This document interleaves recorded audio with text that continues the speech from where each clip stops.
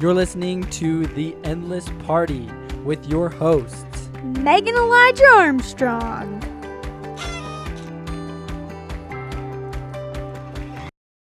Hello, everybody, and welcome back to our podcast. Yeah. Today, we're happy that you are joining us for episode 46, which has a very long title, but it's a good episode nonetheless.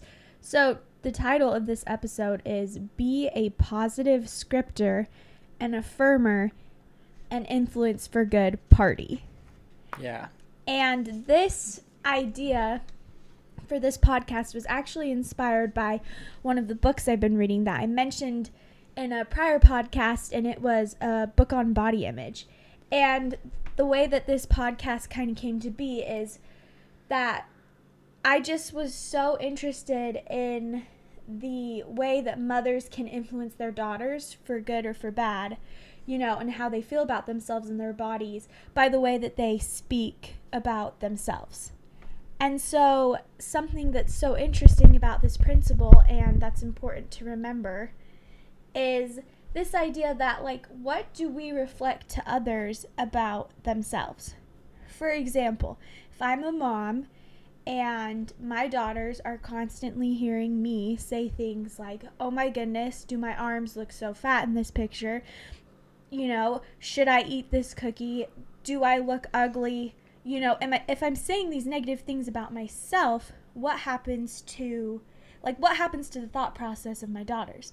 Well, what happens is they can start to say, oh my goodness, if my mom thinks her arms are fat, then my arms are definitely looking fat in this picture, and I probably shouldn't eat this cookie, and I probably shouldn't look like this because, you know, my mom scripted this very negatively that if I do look this way, then there's something wrong with me. And anyways, so this principle, you know, can apply to not just body image, but just, you know, the way that we talk about ourselves and the way that we talk about other people can really have an impact on, you know, what they think about themselves. Yeah. Well, it actually reminds me of that poem. We've talked about it a little bit, but it's Little Eyes Upon You. Yes. And as parents, it's like vital. Everything that you do, your kids are going to just absorb it. They're little sponges, right? So if you cuss, if you swear, if you affirm yourself negatively or are constantly looking for the negative of life, your kids are going to do the same thing. Like, oh, woe is me. Well, quickly you're going to have a 6-year-old kid like, oh, woe is me. You know? And so it's kind of not only just for the influence that you have on other people's, but the influence that you have on yourself. Like, each and every one of us should be positive, an affirmer, and an influence for good. Zig Ziglar says a good finder. So many people are fault finders, right? They'll find fault in the most positive things. I mean, I'm sure each and every one of us can think of numerous people that we can pinpoint as fault finders. Yeah. Right? But instead, what we need to do is be a good finder. And something me and Meg do, we've mentioned it before in the podcast, is we do daily inventory. And what that is at the end of each day, we take inventory of how we were as people. And something we do is we read this little excerpt, and throughout this excerpt, we kind of answer the questions to ourselves. But one of the things that it mentions is it asks the questions, have you inspired those who you have met, or have you depressed and discouraged them? And so that's one of the things that this podcast focuses on too. And it's like, each person that you interact with, have you inspired them? Have you built them up? Have you affirmed the good that you see within them, or have you depressed and discouraged them? Yeah, absolutely. I think a great example of this, it kind of goes along with, you know, the first thing of being a positive scripter. So I have cousins, right? And Elijah does too. And what's so interesting is growing up, I had this grandpa and grandma who were awesome. I loved them. I loved to see them. I loved to be around them. And what was so interesting is years later, I would hear my cousins saying all these things about my grandparents that were super negative. Mm-hmm. And maybe they were true, maybe they were not. Like, I don't really know. But what I'm saying is, like, in this example, what's really cool is my parents scripted my grandparents very positively. And they loved them. And they taught us to love them. Mm-hmm. And so what happened is I grew up with this incredible relationship with my grandma and grandpa. In contrast, some of my cousins, they weren't scripted the same way, and so they lacked in that relationship with their grandparents Yeah. that I had, the pleasure of having. And so it's so interesting just the influence you can have on people based on your word. And I kind of put this podcast after our 4 agreement one, because the first agreement of being impeccable of your word is totally goes relates. hand in yes, hand with goes this. hand in hand. Yeah. If you're impeccable with your word, then you will be that positive scripter and an affirmer in the lives of others. No, absolutely. It's actually like fascinating because I can think of an example of this in our own lives. Just this past year, when we moved back to Idaho, which is really close to my family. We moved 15 minutes away from them. Yeah. And that's if traffic is bad. Yeah. So this understanding, there was one person in our lives that we adore. Like, he is just a class act, great person. Everything about him is incredible. He was a person that we relied on if we were out of town to take care of our space and our home and all of those things. And I remember my family started to say some pretty negative things about him. And immediately, both Meg and myself were like, whoa, like, no. Like, no, he's awesome. He's awesome. Like, he's incredible. He's the first guy to mow our lawn. Like, he's the first guy I call to help us. Yes, he's so reliable. And he's always there.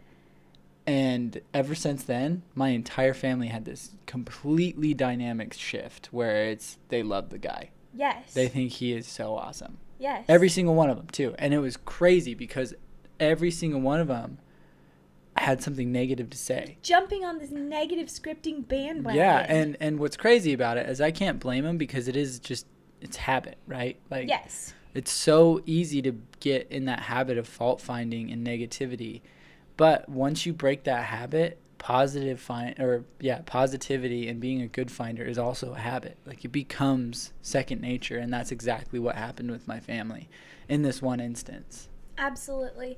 It's just so interesting to me, like, the power that positive scripting really does have. And this isn't the first example of a time that, we've been around people who have been, just dogging on another person, and we've been able to just flip it by saying really positive things.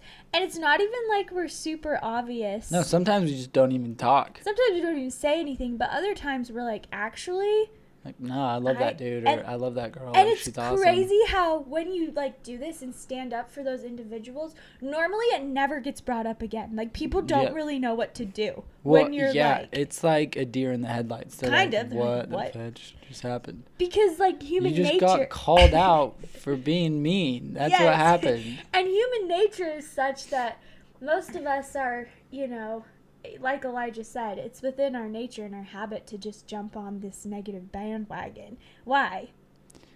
That's Why a is good it question. just so socially scripted within us to just be negative? I actually don't think it is, because if you look at kids, they're not. Like, they don't come negative. They don't come mean.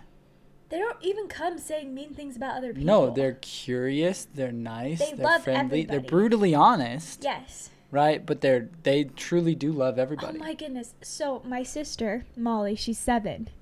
She writes these newspapers for us. And Molly's News. And one of her news articles literally said this. She goes, I love my mom. I love my dad. I love my grandma. I love everybody in the universe. Yeah. And she does. She genuinely loves and sees the good in every single person she meets. Well, and that's actually, it goes a little bit with our previous podcast, the 4 Agreements podcast, and that's what he talks about, right? It's this understanding that the world beats out of us everything that we came with that was good. Yeah. And I believe that. Like, I look at even my nieces and nephews, and I'm sure our kids are going to be the same, but the trust that kids have in other people is unreal. Yeah. Right? I don't know if I've used this example on the podcast, but I remember my nephew was on the top bunk of just a bunk bed.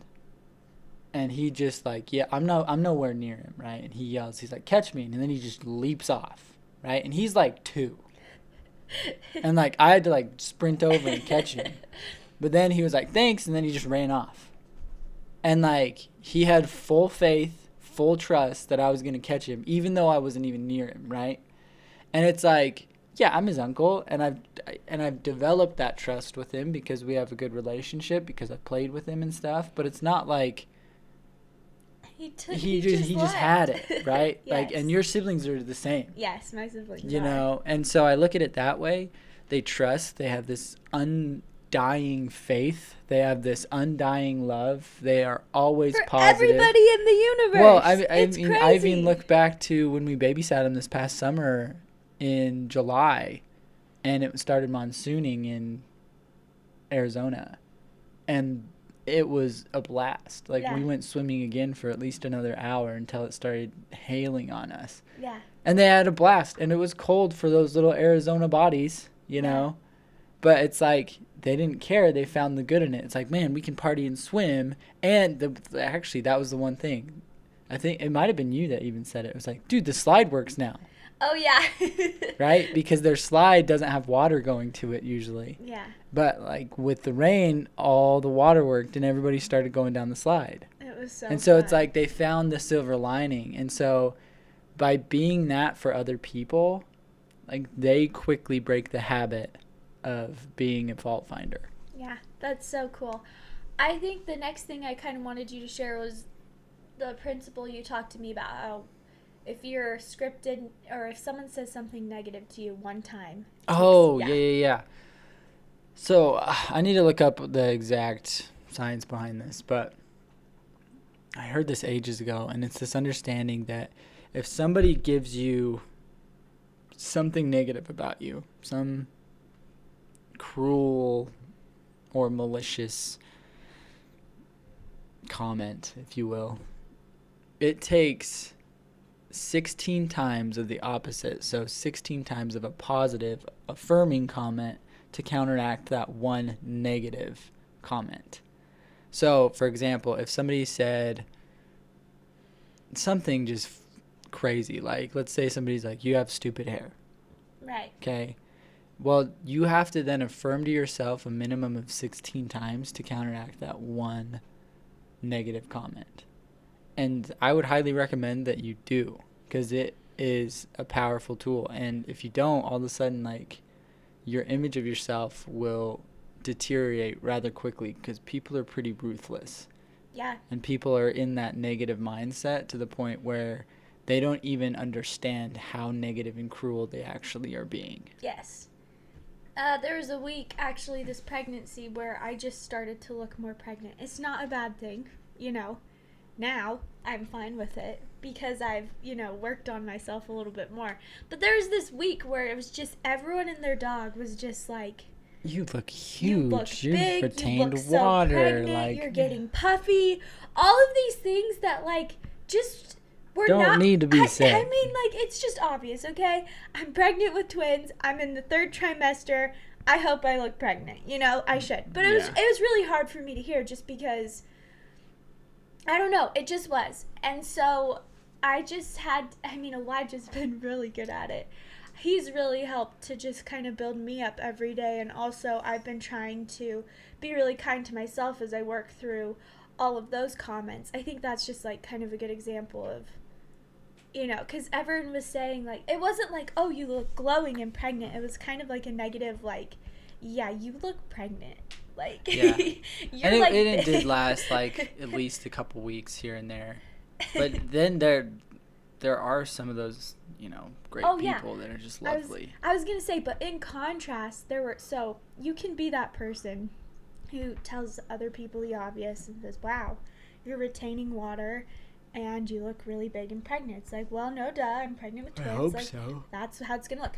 There's this one lady in the store. She was so nice, and she just came up to me, and she just was like, some people were meant to be pregnant, and you are one of those people. You look so great. And it was so nice to hear. That woman was a positive scripter and an affirmer. Yeah. And that one comment went so far to just, I don't know, to just give me that little extra boost. But what's crazy is how far the negative comments went too. Like, after hearing them for like incessantly for a week, I kind of like broke down, and I like didn't know what to do. I was like freaking out. Anyways, so like, who do you want to be? Do you want to be the person, oh, you look really big and pregnant, or do you want to be the person, you know, some people, you know, just like the positive lady? Well, at the end of the day, it's like, you can be a hero in somebody's eye or a villain. Yes. You know, and so like, which one of those do you want to be?